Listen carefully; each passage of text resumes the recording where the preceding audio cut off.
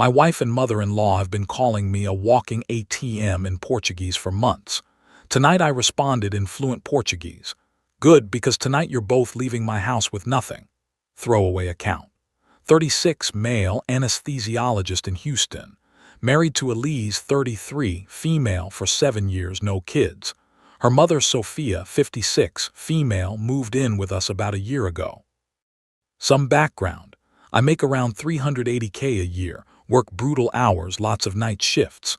Bought our house 4 years ago before we got married, paid cash for most of it, titles in my name only. Elise calls herself a lifestyle influencer. She's got maybe 15K Instagram followers and posts about fashion and home decor. In reality, she hasn't had real income in years. Her family's from Sao Paulo. They used to have money apparently, but her dad's business went under. Sophia came to the US on a green card sponsorship about 18 months ago. Since she moved into our guest room, she hasn't worked a day. Just criticizes everything I do while spending my money. Here's where it gets interesting. I speak 4 languages. English obviously, Spanish because of my family background, Portuguese, and some German. Elise knows about the Spanish, figured I learned it from my Latin American patients. What she doesn't know is I did a 2-year fellowship in Lisbon. I'm completely fluent in Portuguese.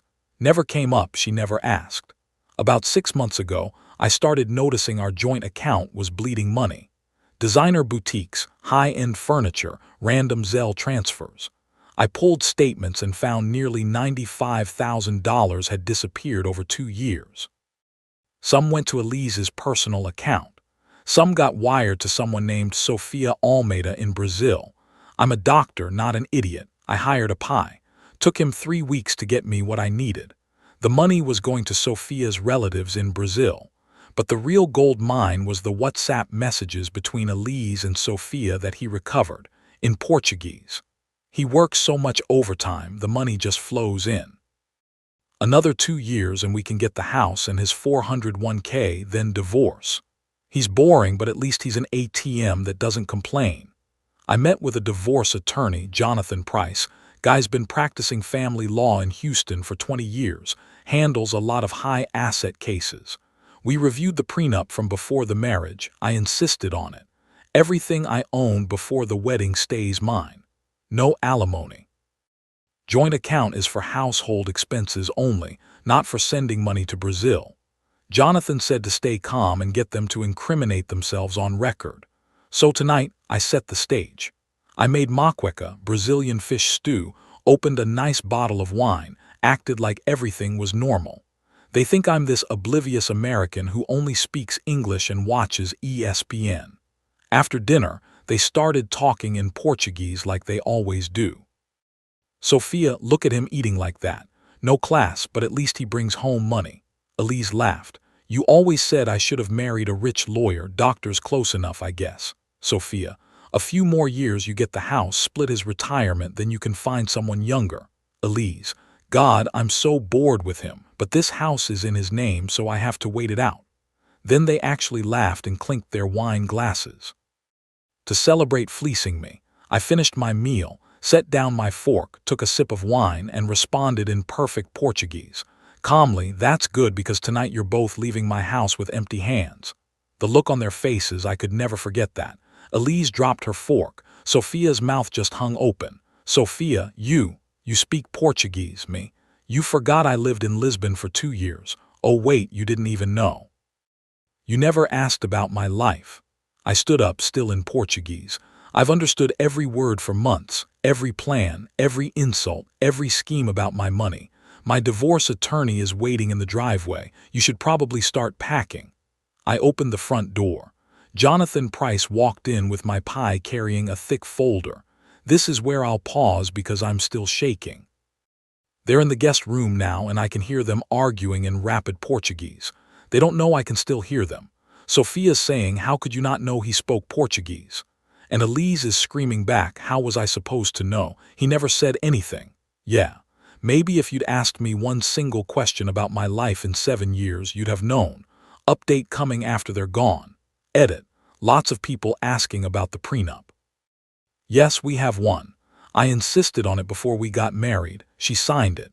Texas is a community property state, but prenups hold up here if they're done right. Mine was done right.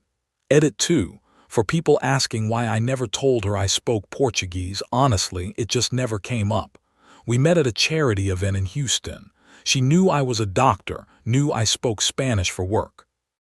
I mentioned living abroad for training, but she never asked where or seemed interested.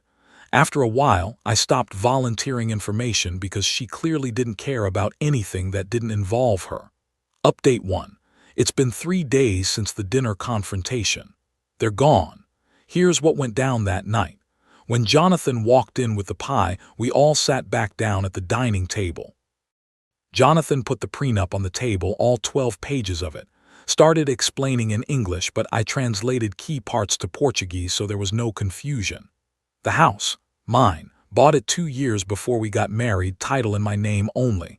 Elise has zero claim to it. Retirement accounts, mine, all contributions made with my income. The joint account for household expenses only, transferring money to Brazil for Sophia's relatives. That's a violation of the prenup terms. Elise tried to flip it around. You invaded my privacy by checking my accounts. I checked our account, I said. The one with my money that you were wiring to Brazil. That's when the pie opened his tablet, started playing WhatsApp voice messages, in Portuguese. Sophia and Elise talking. Just need to get half the house value, half his 401k were set. Let him work his overtime shifts. More money for us. Once we're done with him, we can move to a nice condo. Sophia tried to save face. This is just mother-daughter talk. You're taking it out of context. 3 years of transferring $95,000 isn't a joke, I said. Jonathan slid the divorce papers across the table. I'd already filed 2 days earlier. Elise was officially served right there in our dining room, or I should say my dining room. Jonathan laid out the terms. You have 24 hours to collect your personal belongings. After that, locks get changed. You're not on the title, you're not on the lease, you have no legal right to be here. Sophia stood up. What about me? I live here. No, Jonathan said. You're a guest who overstayed. If you're not out by tomorrow evening, Dr. Alvarez will file a police report for trespassing. Elise switched to begging. Back to English, voice shaking. I'll get a job. I'll pay you back, please. You had 7 years to get a job, I said. You chose to send my money to your mother's family in Brazil instead. Sophia tried a different angle in Portuguese. You're destroying your family over money, I answered in Portuguese. You destroyed this family when you called me an ATM at my own dinner table. The next 24 hours were hell. Elise packed her designer clothes and her ring light setup. Sophia kept trying to guilt-trip me, saying I was abandoning them. I just stayed quiet and let Jonathan handle it. By Sunday evening, they were gone. I helped load the last suitcase into Elise's car, walked back inside to the dining room. The wine glasses were still there, the prenup papers, her wedding ring sitting on the table. I sat there for an hour just processing it. 7 years. And she never once cared enough to know about my fellowship in Lisbon, never asked about my languages, never asked about anything that wasn't about her Instagram feed or her next shopping trip. The thing is, I don't even care about the money that much. 95K stings, yeah, but what really gets me is the disrespect. Sitting in my house, eating food I cooked, drinking wine I bought, planning to rob me blind while speaking a language they thought I couldn't understand. They thought I was just some boring American doctor who worked too much and didn't pay attention. They forgot that doctors have to be smart. We have to pay attention. It's literally our job. I've got a court date in 6 weeks. Jonathan says the prenup is airtight. Elise is already posting on Instagram about surviving an abusive marriage and starting over with nothing. My friends have been sending me screenshots, but I'm not engaging with any of it. The funny thing is, she's not starting over with nothing. She's starting over with exactly what she brought into the marriage, a failing influencer career and an expensive taste in shoes. I'm starting over too. But I'm starting with my house, my career, my retirement, and my self-respect. Tomorrow I'm changing the locks. Next week I'm changing the Wi-Fi password. And in 6 weeks I'm officially going to be single again. They thought I was the walking ATM who didn't understand Portuguese. Turns out not only I understand Portuguese, I also understand contract law. More updates after the court date. Update 2. Court date was yesterday. I need to share this while it's fresh because it's almost funny how badly this backfired on them. Week after they moved out, Elise posted an Instagram story. Survived an abusive marriage, starting over with nothing. To all the women out there, you deserve better. She had her comments turned off, but the DMs were flooding in apparently. Couple mutual friends sent me screenshots. Then Sophia started calling from random numbers, leaving voicemails in Portuguese about how I'd destroyed her daughter's life, and she was going to tell everyone at her church what kind of man I really was. I forwarded everything to Jonathan, but here's where it went nuclear. Elise filed a claim of emotional and financial abuse with the court. Her argument was that I'd controlled all the money, isolated her, and screamed at her regularly. She wanted a protective order that would force me out of my own house while the divorce proceeded. Her lawyer argued she needed access to the house to retrieve important documents and that I was intimidating her. The hearing for the protective order was last week. Elise showed up with a whole story. She claimed that 2 months ago, I'd thrown dinner plates at her during an argument, that I'd blocked her from accessing money, that I'd threatened her if she tried to leave.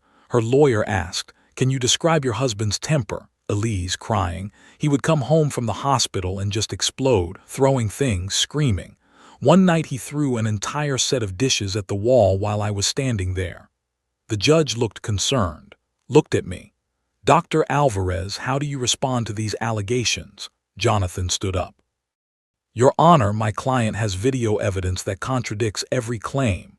See, I'd installed a comprehensive security system 3 years ago. Cameras in the living room, kitchen, entryway, all cloud-backed. I'm a doctor who works night shifts. It's just smart home security." Elise knew about the cameras. She'd even suggested we get them after a break-in scare in our neighborhood. Jonathan pulled up the footage from the exact date Elise claimed I'd thrown dishes. Time stamped, crystal clear. That night I wasn't even home. I was pulling a 12-hour shift at the hospital. Elise was home with Sophia. And you know what the video shows? Elise arguing with her mother, Elise throwing a glass at the wall herself, Elise screaming in Portuguese about how she was stuck in this boring marriage. The judge watched the whole thing. Then looked at Elise. "You lied to this court." Her lawyer tried to recover. "Your Honor, my client may have misremembered the specific counselor." The judge cut him off. "There's a difference between misremembering and fabricating abuse allegations." Protective order denied. The judge actually warned Elise that making false statements in court could have consequences. Then we got to the actual divorce proceedings. Elise's lawyer argued she deserved spousal support because she'd sacrificed her influencer career to support my medical practice. They claimed she'd contributed to the home's value by decorating and furnishing it. Jonathan pulled out receipts. Every single piece of furniture, every decoration, every renovation, all paid for with my credit card. Elise's total documented income over 7 years of marriage. About $4,200 from small brand sponsorships. Meanwhile, she'd spent over $200,000 of my money on her lifestyle content. The prenup held. No alimony, no claim to the house, no split of my retirement accounts. Jonathan filed a civil claim for the $95,000 transferred from our joint account. The judge reviewed the prenup clause about the joint account being for household expenses only, sending money to Sophia's relatives in Brazil. Not a household expense. Judgment in my favor, $95,000 plus court costs. Elise will have to pay it back. Her wages will be garnished once she actually gets a job. It'll probably take years, but the judgment sits on her credit report. It follows her around. Sophia's situation got complicated too. Turns out wiring money out of the country raised some flags. Nothing criminal, but her immigration status got flagged for review. She would be back in Brazil very soon. I didn't report her to USCIS, but someone did. Probably one of the neighbors who was sick of her complaining about everything American. After the hearing, Elise tried to approach me in the parking lot. Her lawyer stopped her. Jonathan walked me to my car and said, "You know, in 20 years of divorce law, I've never seen someone sabotage their own case this badly." The Instagram posts, the false abuse claims, the lies about your temper, she could have walked away quietly with the prenup terms and kept her dignity. Instead, she tried to play victim and got caught lying to a judge. Drove home to my empty house, poured myself a whiskey, sat on my back porch and just breathed. 7 years. I supported her influencer dreams, paid for her lifestyle, never complained about her not working. And the whole time, she and her mother were literally laughing at me in Portuguese, calling me an ATM, planning to take half of everything I'd built. The thing is, I don't even care if I never see that 95K again. The judgment is enough. It's proof. Documentation that I wasn't crazy, wasn't controlling, wasn't the bad guy. They tried to rob me, then tried to paint me as an abuser when I caught them. Instead, there's now a court record that shows exactly what they did. Elise moved into a studio apartment across town. I know because one of my colleagues saw her working the register at a Target. First real job she's had in years. Tomorrow I'm meeting with a contractor about renovating the guest room, getting rid of every piece of furniture that Sophia picked out. Fresh paint, new carpet, the works. They thought they could play me because I worked too much and didn't pay attention. Turns out I was paying attention the whole time, and I had cameras. Final update, it's been over a month after everything went down, and figured I owe you guys an update, so here we go. 2 weeks after the court hearing, Thursday night around 8 p.m., my doorbell rang. I'd just gotten home from a shift, still in scrubs, heating up leftover Thai food. Opened the door to find Sophia standing there, with Father Miguel from the Brazilian Catholic church she used to drag Elise to, and behind them, looking like she wanted to disappear into the ground, Elise. Sophia started immediately in Portuguese. "Nicholas, we need to talk, as a family." I responded in English. "We're not family. You have 5 seconds to leave my property." Father Miguel stepped forward, also in Portuguese. "Please, my son. Your mother-in-law came to me in distress. She says you've destroyed this family over money. Surely we can find forgiveness." Here's where it got surreal. Sophia launched into this whole speech, still in Portuguese, like she could only remember that language when she saw my face, about how I'd abandoned them, how Elise was willing to work now, how they'd pay back every cent if I just took Elise back. Then she pulled out papers. Actual printed documents. Elise had apparently drafted a reconciliation agreement where she'd get a part-time job and contribute $500 a month to household expenses. Sophia would move back in to help with housework, and that would count as her contribution to the household expenses. I dropped the $95,000 judgment. We'd go to marriage counseling through the church. I stood there staring at these papers. Father Miguel was nodding along. Sophia was crying, and Elise was just silent, looking at her shoes. I looked directly at Elise. "Did you write this, or did your mother?" Elise finally spoke. "We both did, Nicholas. I know I messed up, but 7 years should count for something." "You're right," I said. 7 years of you stealing from me, calling me an ATM, and planning to divorce me once you'd taken enough. That counts for a lot." That's when Sophia made her mistake. She switched to English, voice rising. "You selfish man. You make so much money. What's $95,000 to you? You destroy my daughter's life over nothing." I pulled out my phone, opened my email, turned the screen to face Father Miguel. "This is from my lawyer, came through yesterday. Elise's employer, that marketing firm she just started at, they found out she'd been using company resources to run her influencer accounts. Sending work emails to brands, using their Adobe subscription for her personal content, doing her Instagram photos in their office after hours. They fired her Monday." Father Miguel's face changed. "And this," I scrolled down, "is from my pie. Turns out Elise had consulted with a divorce attorney 6 months before I did, back in March. She was planning to file first, but her lawyer told her to wait until I'd contributed more to the joint account. Her lawyer's notes specifically mention maximizing marital asset pool before filing." Sophia's mouth opened. Nothing came out. I looked at Elise. "You weren't just stealing from me. You were setting me up. You and your mother had a timeline. Get me to put more money in the joint account, then file for divorce before I caught on. The only reason you didn't file first is because I beat you to it. Elise started crying. Real tears this time, not the performance crying from court. I didn't, my mom said. Your mom said to rob me blind and you went along with it. I turned to Father Miguel. Father, I'm not interested in forgiveness right now.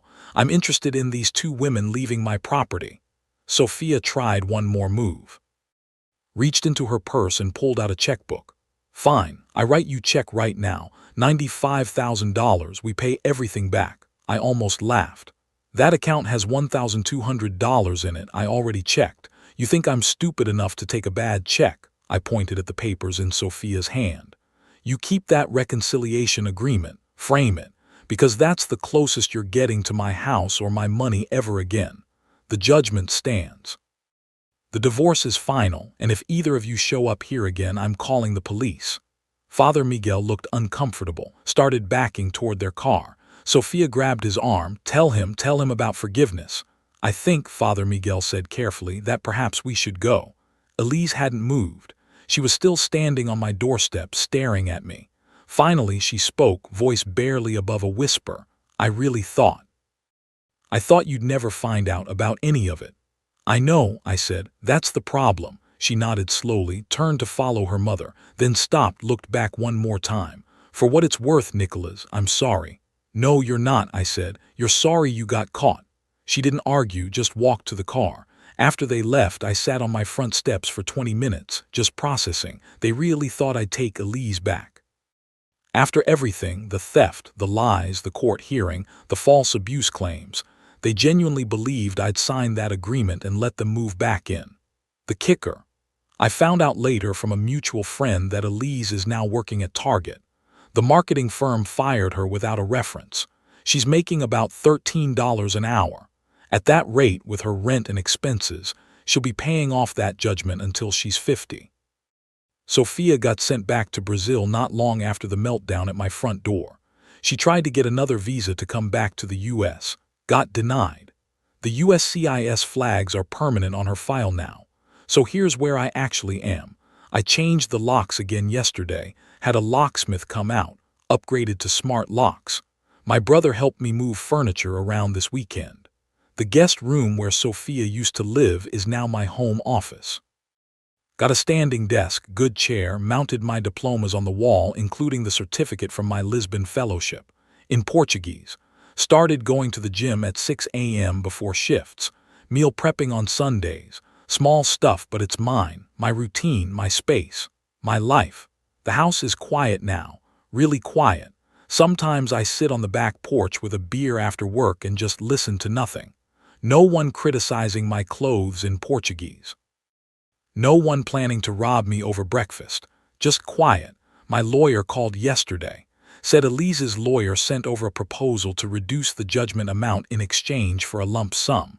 I told Jonathan to respond with a single word. No. The money doesn't even matter that much anymore. It's the principle. They don't get to steal from me, lie about me, then negotiate when they get caught. Next month, I'm meeting with a financial advisor about what to do with the money I'm saving now that I'm not funding two people's lifestyles. Thinking about taking that trip to Germany I've been putting off. Maybe practice my German somewhere besides the hospital. 3 of my colleagues asked me out for drinks last week. First time in years I've had the energy to actually socialize. Told them the whole story over whiskey. One of them said, "Man, you dodged a bullet."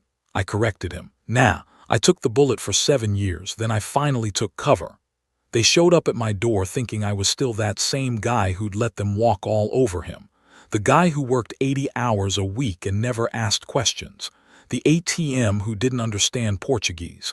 But that guy's gone, and he's not coming back. Edit, to everyone asking if Father Miguel knew the full story, I don't think so.